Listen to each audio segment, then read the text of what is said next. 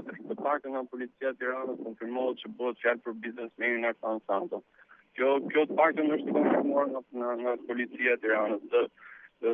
Kujtoj këtu Patrik që është ende një kushtom në vendngjarje, sigurisht që objektivi i atentatit ka qenë i qartë në të radhë, ka qenë biznesmeni Santo gjatë hyrjes për në biznesin e tij në bankën e tij.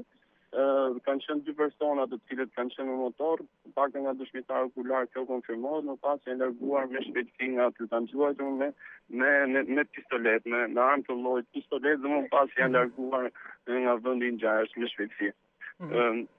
Pra, konfirmohet edhe një herë Xhevi, sepse kjo është shumë e rëndësishme, sigurisht është lajm tragjik për ta dhënë, por gjithsesi ne duhet ta konfirmojmë dhe duhet t'i japim informacionin e duhur. Pra, konfirmohet se viktima është Artan Santo, pronari dhe drejtori i Bankës Credins. Të paktën nga policia e kryeqytetit konfirmohet që bëhet fjalë për biznesmenin Artan Santo, të paktën nga Bluet e Tiranës.